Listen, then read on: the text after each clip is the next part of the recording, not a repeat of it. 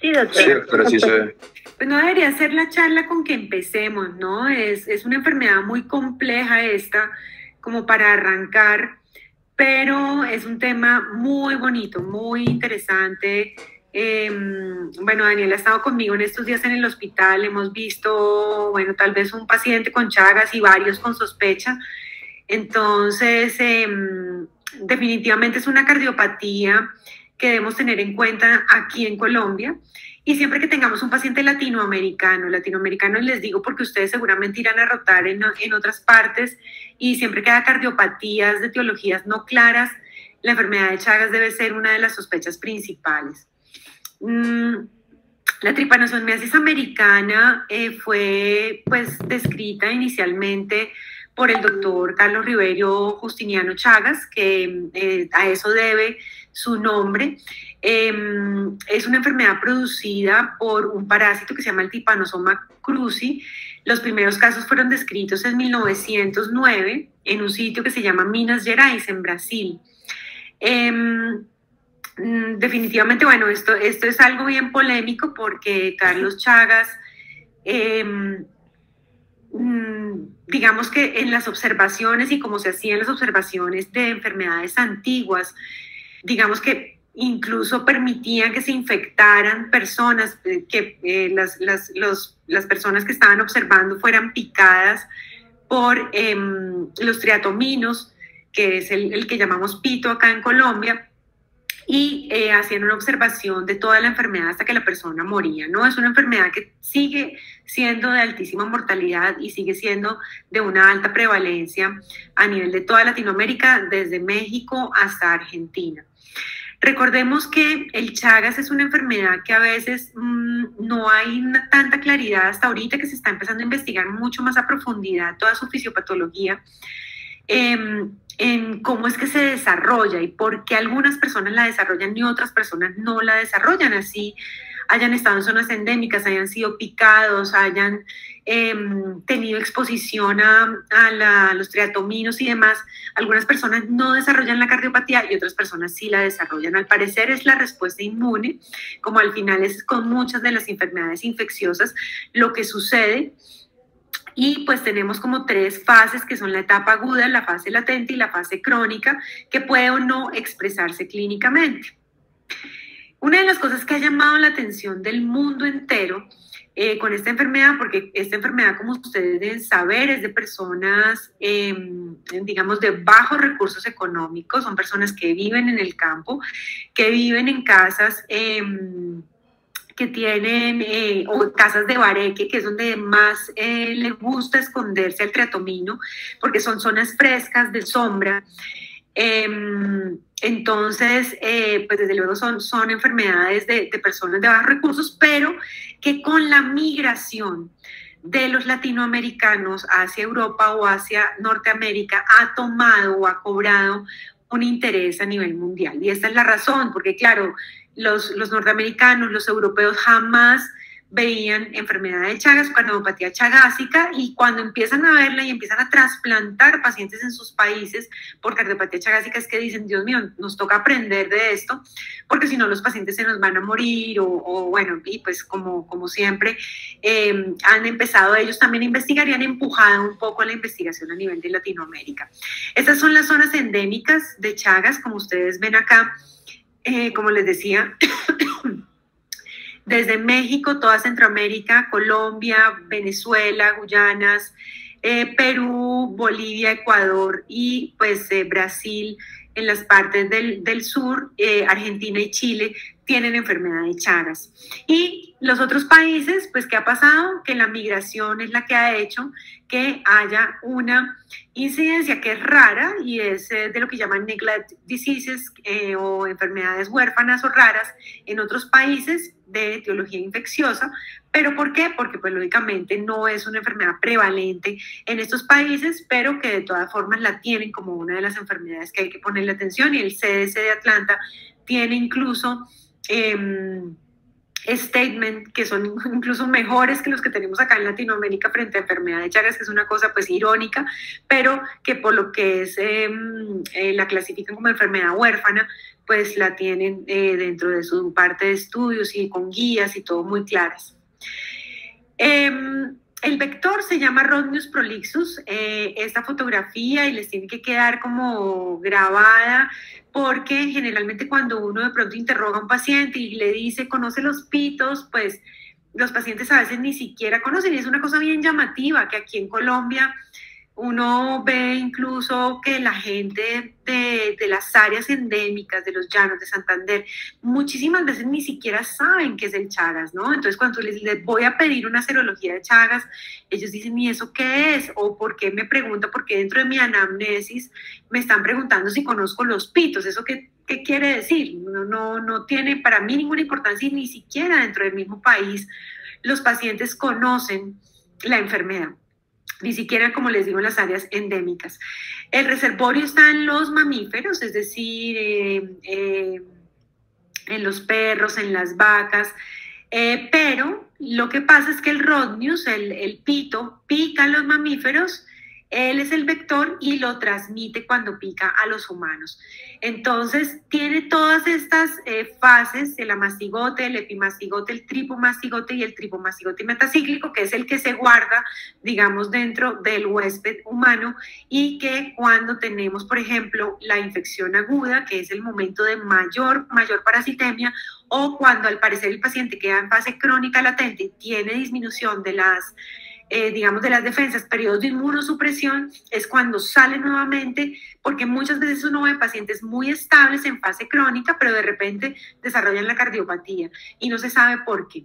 Y al parecer es por esa respuesta inmune crónica del parásito que queda, digamos, también el humano es un reservorio, queda el parásito allí guardado, y durante periodos de inmunosupresión sale, y la respuesta autoinmune o inmune que hay inmunológica, tanto a nivel de sistema de conducción cardíaco como a nivel microvascular, como en el mismo miocardio, hace que se dañe y produzca la cardiopatía.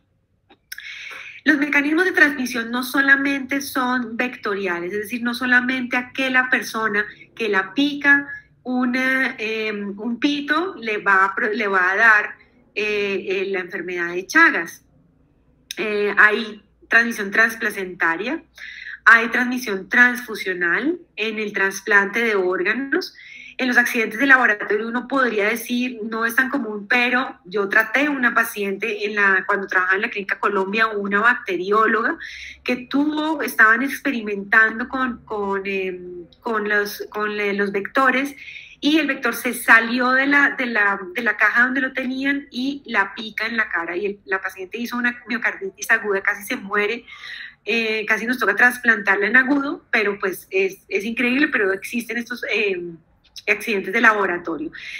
Por jeringas, por ejemplo, las personas que utilizan jeringas contaminadas, adictos, se han visto, y una que es muy interesante y que es la mayor cantidad de transmisiones que hay actualmente, desde luego las vectoriales y seguidas por las orales, por alimentos contaminados.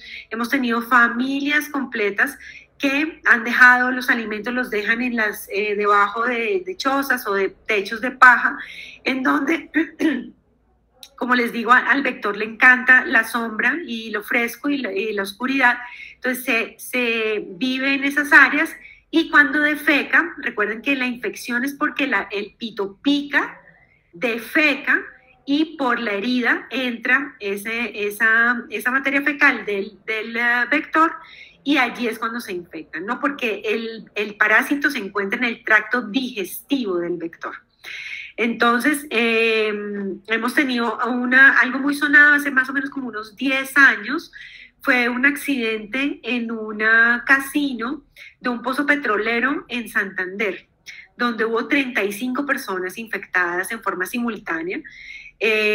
Unas no desarrollaron pues enfermedad severa, pero otras sí, 5 desarrollaron enfermedad severa. Entonces estos son los casos agudos que se tratan con antiparasitarios. Los casos crónicos ya no vale la pena, porque el parásito, digamos, está, digamos, es un huésped. Nosotros somos un huésped del parásito y ya él no produce esa digamos, esa infección inflamatoria tan severa o esa reacción inflamatoria tan severa que en fase aguda.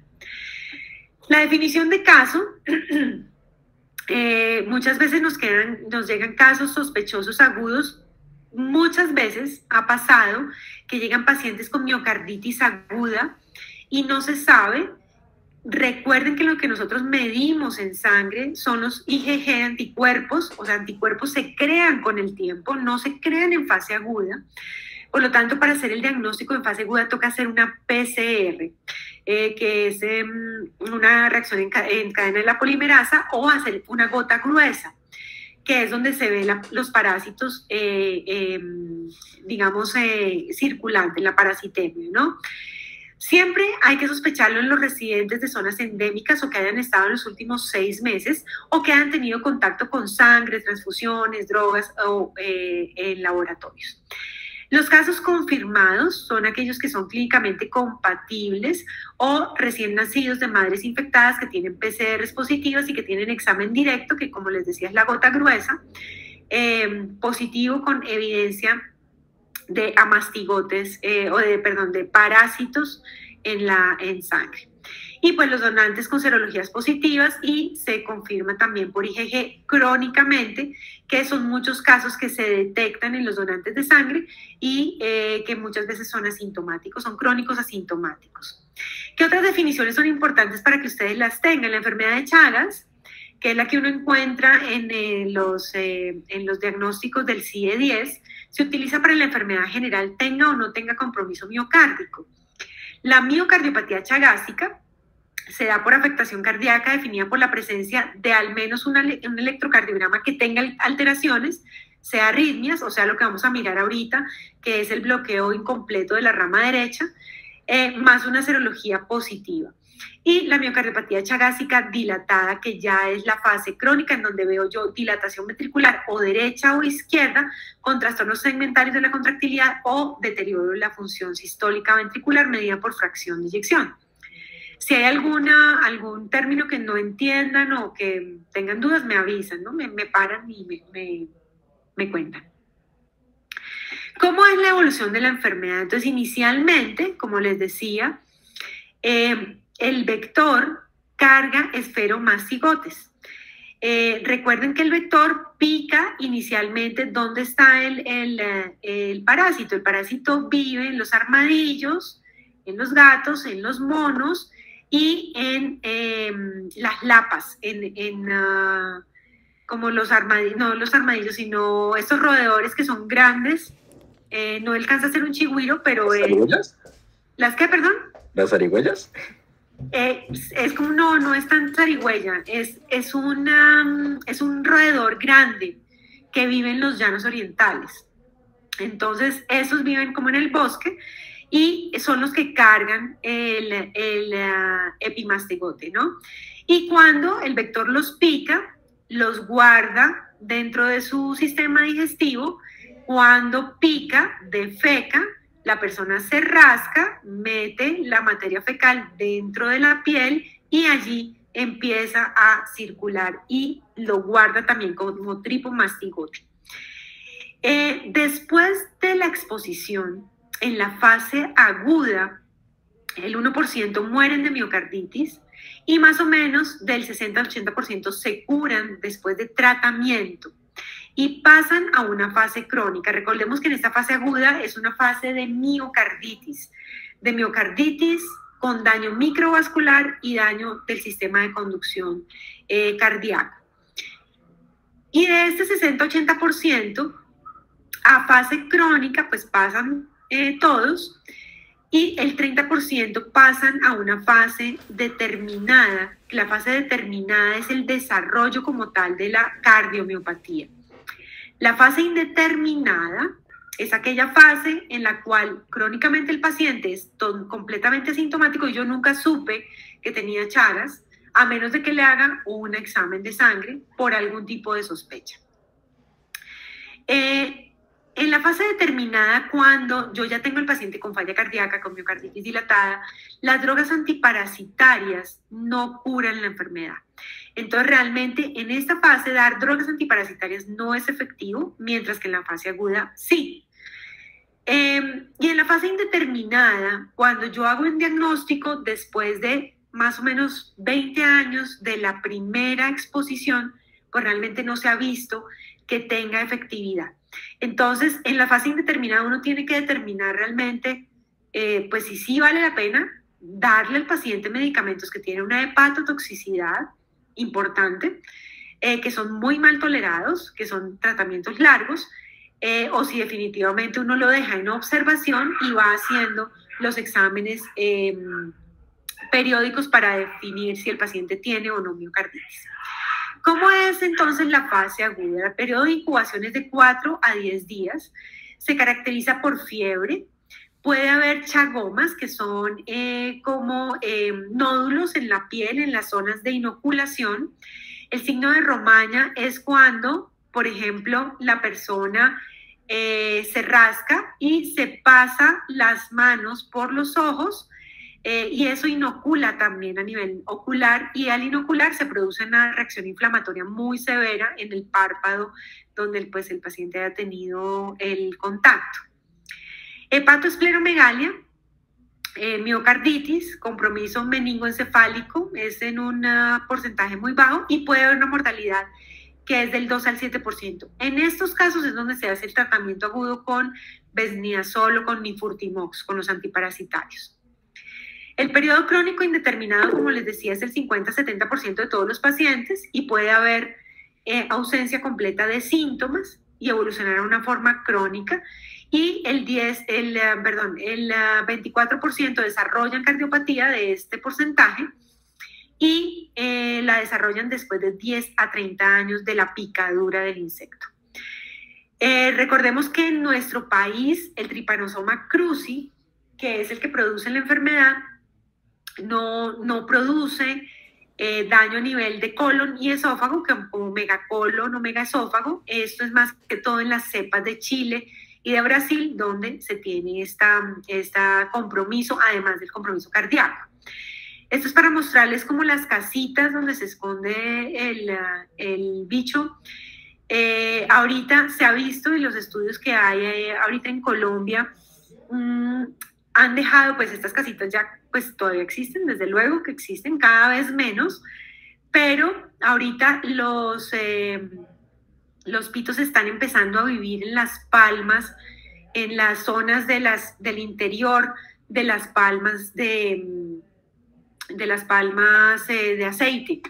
Entonces, esos grandes cultivos, megacultivos de palma en los llanos se han convertido en la zona donde el pito ha trasladado su vivienda.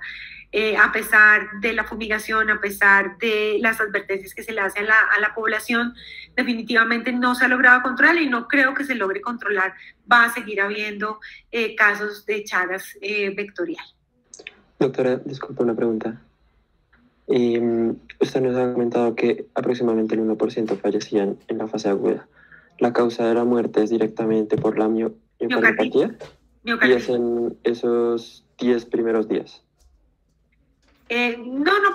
No tiene que ser en los 10 primeros días que se muere la persona.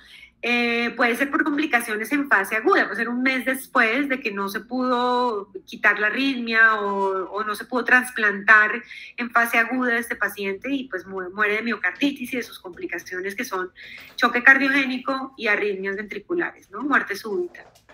Y es frecuente, pues como también tenemos la complicación hepatoespleno, pues que también pueda fallecer por una falla multiorgánica. Pero es generada más por falla cardíaca, esa falla orgánica múltiple, que por propiamente infección hepática, ¿no? Ok. Gracias, doctora. La fase crónica está definida, como decíamos, por un caso que se puede desarrollar o no como cardiopatía, ¿no? Puede dar falla cardíaca, es lo más común. Arritmias cardíacas que pueden ir desde los bloqueos, la fibrilación auricular, la taquicardia ventricular y la muerte súbita. Fenómenos cardioembólicos, porque si ustedes se fijan, hay zonas, les voy a mostrar, esta parte de acá es un aneurisma, esta parte de acá es un aneurisma. Si ven el grosor del ventrículo, que de repente aquí en la punta se vuelve delgado.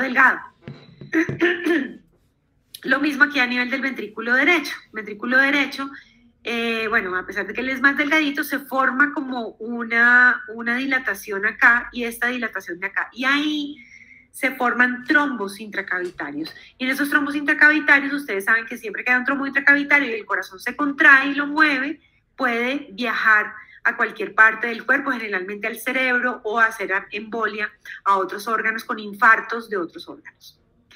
¿Cómo hacemos el diagnóstico inicial? Como siempre, en cardiología, los exámenes básicos, radiografía de tórax para mirar la cardiomegalia, ecocardiograma, electrocardiograma y Holter. Esto es lo básico que se le debe hacer a un paciente con enfermedad de Chagas o con sospecha de enfermedad de Chagas, porque ahí nos va a permitir ver cardiomegalia, función valvular, aneurismas ventriculares, trastornos del ritmo cardíaco o del sistema de conducción, y Holter pues nos va a permitir ver arritmias. Recordemos entonces que en la fase aguda no debo hacer anticuerpos, o sea, IgG, IgM no nos sirven porque tiene que pasar un tiempo hasta que el paciente forme esos anticuerpos. Hacemos el diagnóstico con gota gruesa y este es el parásito que se ve entre los glóbulos rojos. En la fase crónica sí lo hacemos a través de anticuerpos, y la PCR la podemos hacer para seguimiento después de que yo le pongo el antiparasitario o para diagnóstico en fase aguda. Recordemos que la clínica se va a dar por trastornos del ritmo cardíaco, disfunción sinusal, bloqueos auriculoventriculares, bloqueos de rama, arritmias ventriculares o FA, trastornos miocárdicos, que son lo que les decía, los aneurismas con trastornos contráctiles segmentarios, es decir, segmentos del corazón que no se contraen adecuadamente, cardiomiopatía dilatada o insuficiencia mitral o tricuspidia debida a dilatación de los anillos valvulares por dilatación ventricular. Los aneurismas ventriculares, el más típico de todos es el aneurisma ventricular apical, que fue el que mostramos ahorita, o algunos de las paredes libres del ventrículo derecho o del ventrículo izquierdo. Y el tromboembolismo, que pues es debido, como les decía, a esos aneurismas que coleccionan allí sus trombos, y esos trombos salen a volar cuando el ventrículo se contrae y se van por la aorta hacia diferentes sitios del cuerpo. ¿Cómo se trata esta enfermedad? El tratamiento, pues el del periodo agudo y las exacerbaciones durante lo que les decía, en inmunocomprometidos, sobre todo en aquellos que se les hace trasplante. Si yo trasplanto un paciente con Chagas, al paciente no es que se le quite el Chagas, él sigue siendo el reservorio, ¿no? Entonces, si yo lo inmunosuprimo mucho con el tratamiento para el trasplante, lo que hace los tripomastigotes se convierten en amastigotes y empiezan a infectar nuevamente y pueden infectar nuevamente el injerto cardíaco. Entonces hay que tener mucho cuidado en lo que es la inmunosupresión del paciente con cardiopatía por Chagas. La forma indeterminada en niños y adolescentes, que son crónicos recientes, y la congénita, se debe dar tratamiento con nifurtimox, con besniazol, que son los antiparasitarios autorizados para el tratamiento de la fase aguda para matar el parásito. En fase crónica, en fase aguda, como les digo, el tratamiento es erradicar el parásito con unos niveles de éxito bastante altos, hasta el 80%, pero la idea pues es tratar también de interrumpir la cadena de transmisión, porque si un pito pica a un humano que tiene la infección, también lo puede transmitir. Nosotros también somos reservorios. Entonces, esto es importante. Entonces, la idea es tratar de interrumpir, o si es una mujer joven que va a quedar embarazada y va a transmitirlo a su bebé, pues la idea es interrumpir esa cadena de transmisión. Entonces, esa es la función del tratamiento en fase aguda o crónica indeterminada temprana. El tratamiento con estos dos antiparasitarios, pues como les decía, es importante uno saber a quién se lo va a dar, porque el nifurtimox puede producir anorexia, alteraciones psíquicas o alteraciones digestivas.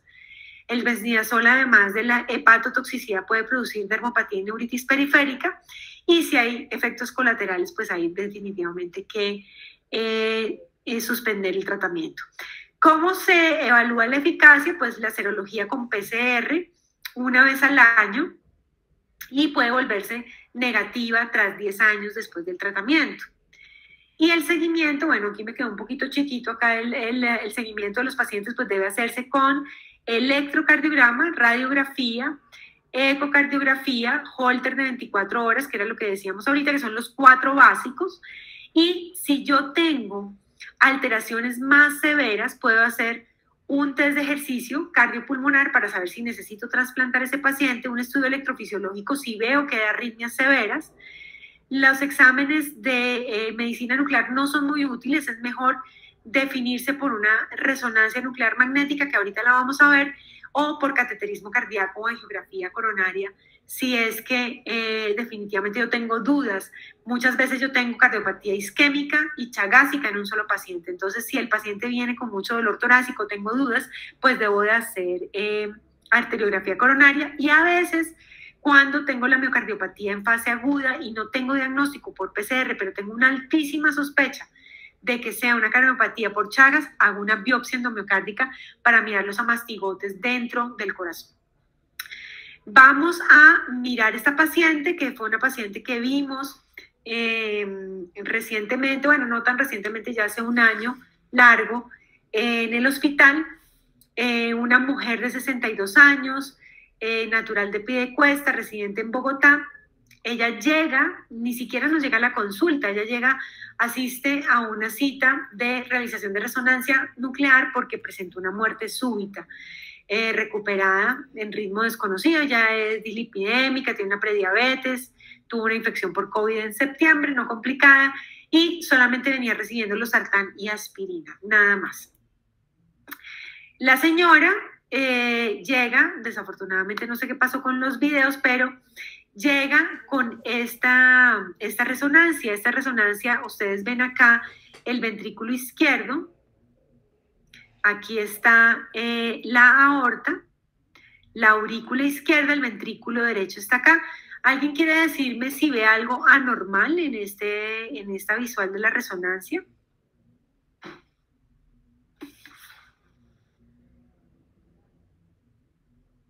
Doctora, de pronto, como en la puntita del ápex, que ahí está lo que está la que se alojaba. Exactamente. Entonces, si se acuerdan ese diagramita de la punta del ápex, no se ve trombo dentro, pero sí se ve un aneurisma apical muy, muy, muy pequeñito, muy característico de la cardiomopatía chagásica. Aquí se ve muy bonito esta área y aquí se ve un aneurisma del ventrículo derecho. Fíjense que es lo típico del Chagas.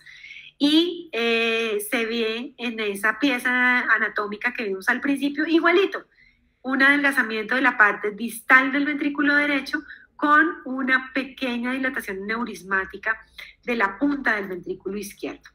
Y aquí vemos una zona que se llama realce, esto es secuencias que se llaman de sangre negra, en donde yo veo el ventrículo con unas áreas, aquí ventrículo completamente oscuro, negrito, y vemos unas áreas de realce que son blanquitas acá, y acá en la punta, blanquita, y esta pared lateral también completamente como gris diferente. Estos son fases agudas, esta es fase crónica, y estas son fases agudas en donde yo puedo ver esos acúmulos de amastigotes dentro del miocardio, y eso es lo que no me permite, es el edema que no me permite que pinte el ventrículo como se ve normalmente de color oscuro, sino que se ven realces aquí de la zona donde se acumula el parásito. Entonces son áreas de inflamación. Muy bien. Recordemos que cuando yo tengo un paciente, espérense, voy a pasar aquí un momentico, el electrocardiograma de la paciente, y ¿alguien lo quiere leer? A ver, de los más antiguos del semillero, pero que no sea Daniel.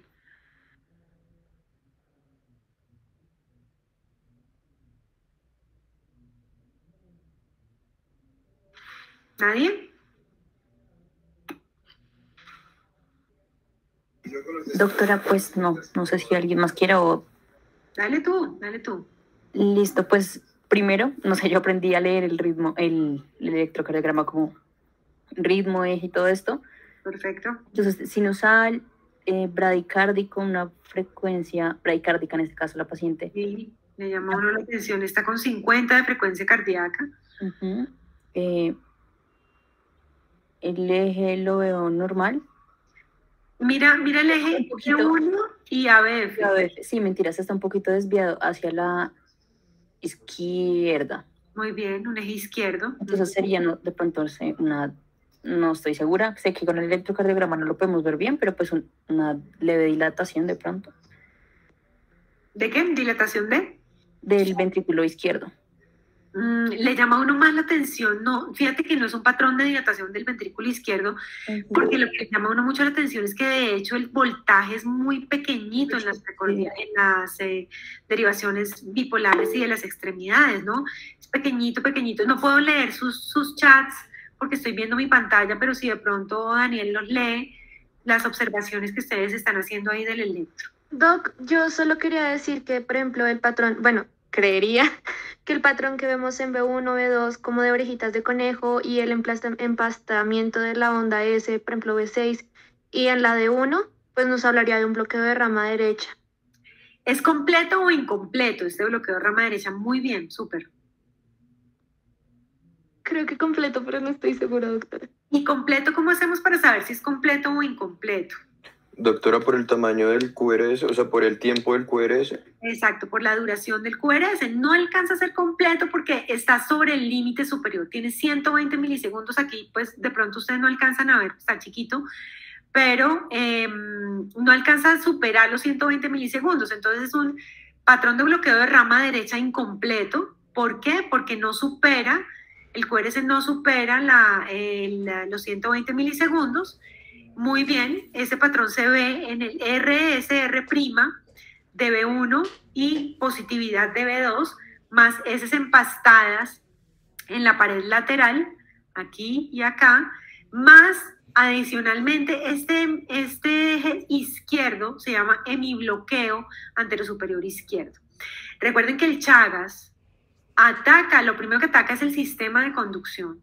Entonces este es el electro típico de los pacientes con Chagas en fase crónica indeterminada.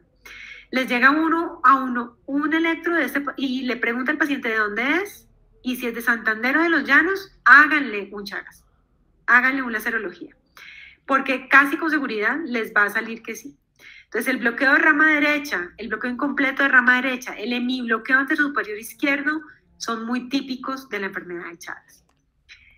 Y pues la bradicardia, ¿no? Lo otro que le llama a uno la atención es la bradicardia. Entonces recuerden que la cardiomiopatía, el estudio de la cardiomiopatía de etiología no clara, primero yo tengo que hacer, desde luego, la historia, el electro, péptido natriurético, su radiografía de tórax y un ecocardiograma. Si ya yo veo que es isquémica, pues ya sale, es isquémica.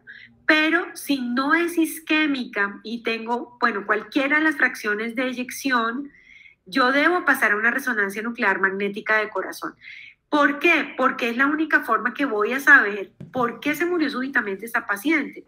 Y esa muerte súbita muy probablemente viene generada de las áreas de realce que tengo en el ventrículo o de las áreas de aneurisma. Recuerden que el corazón, que es un todo digamos, muscular y de sistema de conducción en donde la contracción y el sistema eléctrico interactúan de forma coordinada, si yo lo interrumpo con áreas de cicatriz o con áreas de aneurisma, pueden ser generadas o pueden generarse arritmias cardíacas ventriculares en estas áreas. Y eso llevarme a una taquicardia ventricular y a una muerte súbita. Entonces, tanto el electro como el eco, como la resonancia nuclear magnética es muy importante para la toma de decisiones. ¿Por qué? Porque en estos pacientes, fíjense que esta mujer no debutó con falla cardíaca, debuta con una muerte súbita. Entonces recuerden que la clínica de la cardiopatía chagásica puede ser falla cardíaca, pero pueden ser arritmias ventriculares que produzcan muerte súbita y puede ser embolia de las zonas de aneurismas que colectan esos trombos y pueden producir ACVs o infartos de otros órganos, como decíamos ahorita. ¿Qué pasa con las guías? Desafortunadamente las guías no toman muy en cuenta el Chagas en la parte de prevención de muerte súbita, porque desde luego llega un paciente que hace una muerte súbita, pues cuenta el cuento si se recupera, pero hay personas que se mueren súbitamente y nunca les hicimos el diagnóstico. Entonces, en los pacientes con Chagas, definitivamente sí, yo tengo áreas de realce, muerte súbita recuperada, evidencia de arritmias ventriculares o fracción de eyección por debajo del 40%, independientemente de que no hayan hecho el primer evento de falla cardíaca, yo debo de poner un desfibrilador. Como prevención primaria, ya en este caso de esta señora no era primaria, era prevención secundaria de muerte súbita porque ya había tenido un episodio de muerte súbita recuperada. ¿Cómo mido yo el riesgo? Porque pueden llegarles a ustedes pacientes que digan, venga, yo vengo de una familia, como nos ha pasado muchas veces, de una familia que a todos nos picó el pito cuando éramos chiquitos. Y ya tengo a mi prima que se murió y tengo a mi primo con trasplante y mi papá no sabemos, se murió muy joven y no supimos de qué. Y son familias que han tenido Chagas. Entonces, ¿cómo hago yo para poderle decir a esta persona que viene diciéndome, no me quiero morir súbitamente, es factible que tenga Chagas? Pues lógicamente lo primero es confirmarlo, pero debo de medir el riesgo. El riesgo lo definió el doctor Rassi, que es brasilero, todavía vive él, con una puntuación en donde si el paciente tenía más de 10 puntos en las categorías, en varias categorías, la primera de ellas, lógicamente, si era una falla cardíaca en clase funcional 3 o 4, me da 5 puntos. Si tengo cardiomegalia, sea radiológica o sea ecocardiográfica, si tengo trastornos segmentarios de la contractilidad, si tengo taquicardia ventricular no sostenida en el Holter o en un electrocardiograma, voltaje bajo del QRS o género masculino, me suma puntos y pues si yo tengo más de 12 puntos, tengo alto riesgo. ¿Y alto riesgo de qué? De morirme a los 5 años, sea de falla cardíaca o sea de muerte súbita. Entonces ese paciente debe entrar en tratamiento de falla cardíaca y entrar en tratamiento de prevención primaria de muerte súbita.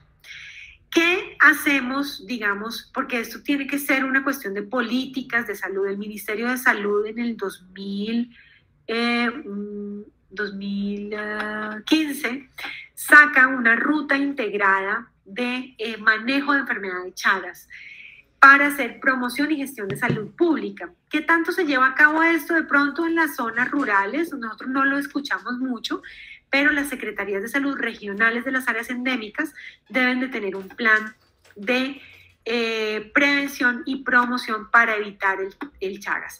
Sin embargo, lo que uno ve muchas veces en estos pacientes, bueno, lo que pasa es que también nosotros vemos ya los pacientes que tienen el compromiso y que de pronto nunca se les hizo un plan de prevención y promoción tempranamente. Entonces, dice el Ministerio de Salud, dice que debe haber desarrollo de actividades para mejorar la percepción de riesgo, es decir, muchas veces cuando alguna vez que fuimos a una brigada en una zona endémica, los niños, los adolescentes y los niños jugaban con los bichitos, hacían carreras de pitos. Entonces, ¿cómo no va a tener un niño riesgo si él no reconoce en ese insecto un riesgo de muerte?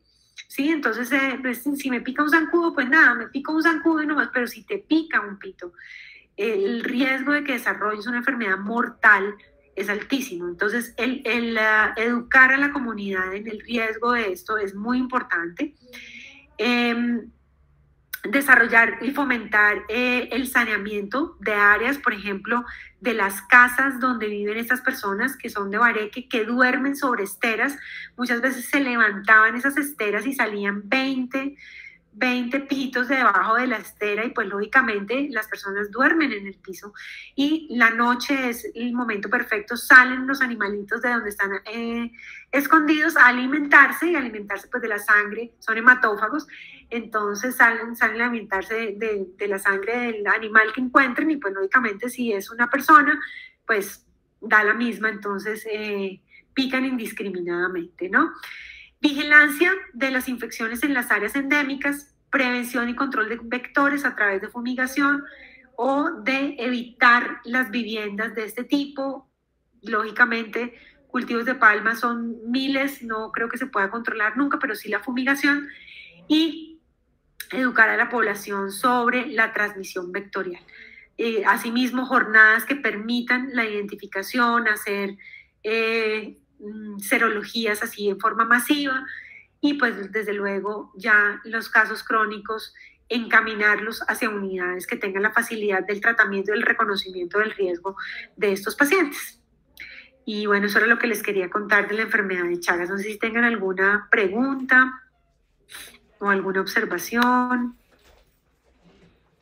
Doc, los trombos intracavitarios siempre se forman, o sea, en la izquierda, como que esa muesquita del ápex siempre es izquierda, o también pueden formarse en la derecha. También pueden formarse en la derecha. Sí, si los aneurismas del derecho son muy grandes, también ahí se queda quieta la sangre.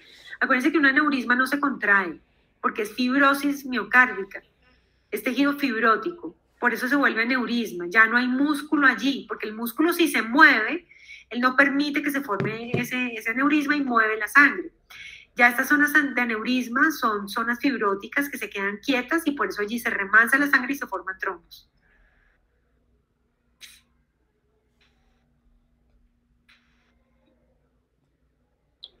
Doc, una pregunta.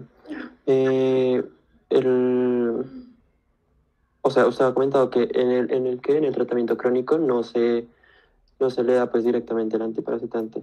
Entonces, es decir que el paciente durante toda su vida va a tener como pues el patógeno ahí como de forma latente. Sí, exacto. Y cuando se inmunosuprime la persona, sale nuevamente y daña miocardio. Por eso muchas personas en fase crónica que son inmunocompetentes no desarrollan nunca la miocardiopatía, nunca. Y yo he tenido pacientes en seguimiento, varios años, que de repente, purrún, hacen falla cardíaca. ¿Qué pasa? Les dio el COVID, les dio el cáncer y los inmunosuprimieron. Y ahí el bicho aprovecha, sale y hace carditis que no se notan, o sea, el paciente de pronto no lo siente, pero cuando nos damos cuenta ya ha dilatado el ventrículo, ha hecho trombo, ha hecho daño eléctrico. Sí, y además con la edad, ¿no? La gente va creciendo y a eso súmale los otros factores de riesgo que uno va desarrollando. Entonces, si te picó un bicho de estos a los 10 años, tuviste Chagas a los 10 años, te pasó, entraste en fase crónica, pero además de eso eres hipertenso, diabético o tienes enfermedad coronaria, pues eso desarrolla la miocardiopatía casi con seguridad, ¿sí? Doc, y otra pregunta. Entonces, pues como es latente en caso de gestantes, el patógeno puede hacer, pues sí, contaminación pues transplacentaria. Sí, también. Y entonces en el feto, o bueno, luego pues si no genera sintomatología, puede generarse como tal una infección aguda o crónica empieza. Crónica, pero recuerda, a los niños no se les puede dar estos medicamentos. Estos medicamentos solamente son para mayores de 18 años. No están probados en niños, digamos. Ok, entonces el niño literalmente crece con la infección. Sí. Y pues o no sé si se ha mostrado entonces pues la incidencia de cardiomiopatía en niños. No tengo el dato, sí está medida, pero no sé decirte exactamente de hijos de mujeres gestantes con cardiomiopatía chagásica o con enfermedad de Chagas crónica latente, qué porcentaje desarrollan infección, no sé decírtelo, te lo averiguo, pero no sé decírtelo en este momento. Vale, profe, gracias. Doctora, una pregunta, digamos en esos casos de los niños que llegan a presentar, digamos que una infección aguda, sí, no se les puede dar el tratamiento, digamos pues con los medicamentos, ¿cuál sería digamos que el paso para que ellos no progresen? No, generalmente lo que se hace es que cuando ya crecen, se les puede dar el tratamiento. Recuerden que en la fase crónica latente, uno mide con los anticuerpos o con la PCR y evalúa daño y da el tratamiento apenas el niño puede recibirlo. porque la idea es disminuir al máximo los parásitos latentes que están allí, ¿sí? Y el daño crónico. Sí.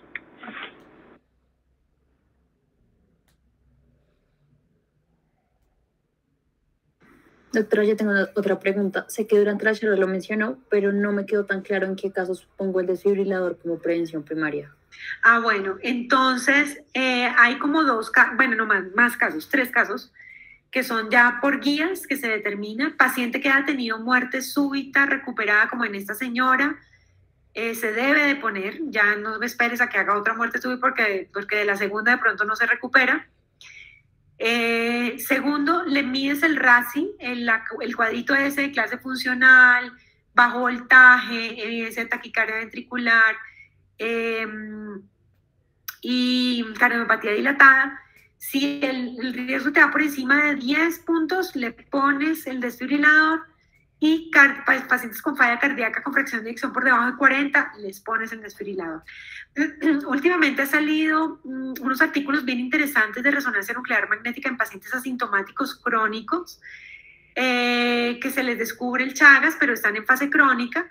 Desde luego tú, como no sabes si se van a morir súbitamente, porque pues el mismo nombre lo dice, muerte súbita, entonces lo que uno hace es una resonancia, y si hay áreas de fibrosis o de realces tardíos de más del 10% del corazón, uno debería de considerar el implante de un desfibrilador. Así la fracción de eyección esté normal y no tenga otros riesgos por el RATSI. Entonces, esos son como los 4 casos en donde uno debe considerar poner un desfibrilador. Gracias, doctora.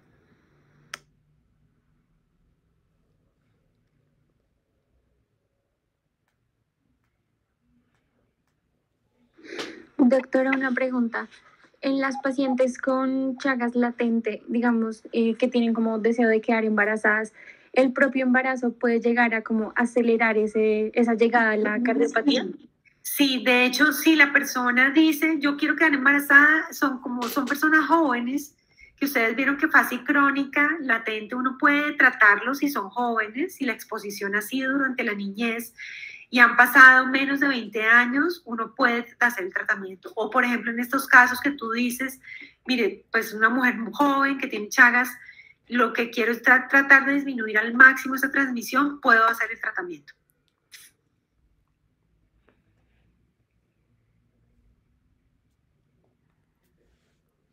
Doctora, y en el caso de los pacientes que tienen el aneurisma ventricular, ¿el único tratamiento en eso sería entonces el trasplante, o haría alguna forma de poner una malla? Miguel, ¿qué síntomas da el aneurisma? Pues, o sea, para evitar los trombos, no digo. Buena pregunta. Entonces, si yo tengo un aneurisma, tengo que saber qué síntomas me da el aneurisma. Si el aneurisma da trombos, tratamiento anticoagulación. ¿Sí? Si el aneurisma da arritmias, tratamiento antiarrítmicos o desfibrilador. Entonces, más es guiado hacia lo que me puede producir el aneurisma. Esta paciente no está anticoagulada, por ejemplo, y definimos no anticoagularla porque no tenía trombos intracavitarios. ¿Qué dicen las guías de cardiomiopatías? Usted debe anticoagular a un paciente que tiene evidencia de trombos intracavitarios por alguna imagen, fibrilación auricular o SBs criptogénicos en pacientes con cardiomiopatía, es decir, criptogénicos que nunca se supo si hizo FA, si hizo trombo, no se ve trombo ni nada, pero el paciente tiene una CB o una trombosis de algún tipo arterial, más cardiomiopatía, anticoagúlelo, ¿sí? Entonces esas son como las 3 indicaciones, y esta señora, ninguna de las anteriores. Entonces, pues, recuerden que la anticoagulación es poner una enfermedad adicional al paciente, ¿no? Entonces, no, eso incluso lo discutimos en junta y dijimos, no, dejémosla así, hagamos seguimiento periódico, y si llega a haber algo ahí en el aneurisma, pues inmediatamente la anticoagulamos. Bueno, sí, claro, Doc, tiene su lógica. Gracias, Doc. Doc, 2 preguntitas. ¿Por qué en la escala de riesgo ponen el género masculino como factor de riesgo? Realmente, esta es una escala muy antigua. Esta escala tiene 35 años. Yo creo que en esa época, digamos, había más infección en hombres que en mujeres. Entonces creo que es más eso, que realmente sea de género, el sexo masculino, un factor de riesgo. No creo, se comportan muy similar en hombres y mujeres. De hecho, he visto chagas mucho más agresivos en corazones de mujeres que de hombres. Muchas más complicaciones. Listo, Doc. Y la segunda es, justo en ese caso donde usted hablaba de al trasplantado, listo, yo le pongo el otro corazón, pero lo inmunosuprimo pues por toda la terapia. ¿Cómo debo yo balancear eso? Como, venga, no le quiero despertar el Chagas que ya tiene crónico porque me tire el otro corazón, pero también lo tengo que inmunosuprimir para que no me rechace el corazón. Exacto, es muy buena pregunta. Las guías irónicamente están hechas por el CDC de Atlanta. Dicen que pues el primer año, que es la inmunosupresión más fuerte que uno pone, el primer año, que es mientras se crea esa resistencia, esa aceptación inmunológica del órgano, es el momento de mayor riesgo, en donde tú haces biopsias endomiocárdicas durante los primeros 3 meses, casi quincenal o mensualmente, y allí uno pues tiene que ubicar que no haya nidos de amastigotes. Desde luego, si hay nidos de amastigotes, uno sale corriendo a bajar la inmunosupresión y a poner benznidazol. Uno tiene que poner benznidazol como tratamiento de fase aguda. ¿Qué hacemos si hay disminución de la fracción de eyección en el injerto o resonancias que sean sugestivas o trastornos eléctricos del corazón trasplantado? Se hace una PCR de inmediato y se empieza tratamiento empírico y se hace una biopsia de corazón. Siempre es como el seguimiento, biopsia de corazón, PCR para Chagas en el paciente trasplantado durante el primer año en forma simultánea, como se hace el seguimiento de rechazo. Listo, perfecto, gracias.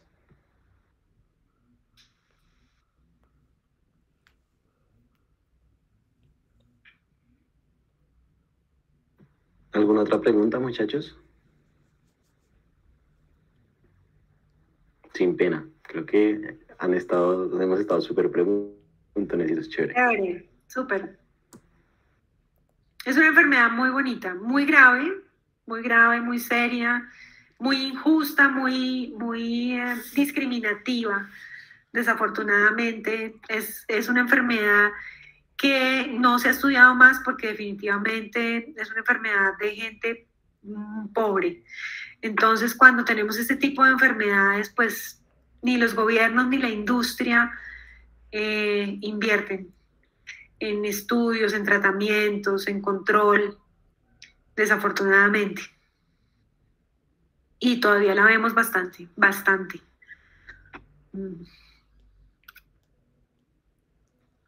Listo, pues creo que no hay más preguntas. Bueno. Sí, entonces muchas gracias, doctora, por su tiempo. Sabemos lo ocupada que está. No, muchas gracias. Siempre un gusto. Gracias, doctora, muy amable. Bueno, chao. Doctora, muchas gracias. Gracias, que estén bien. Chao, que estén bien. Muchachos, ya se pueden desconectar. Ya toma asistencia, ¿listo? Gracias, Súper Dani, bien la gracias, doctora. participación. Ok, Dani, muchas gracias, chao. Muchas gracias. Gracias, chao.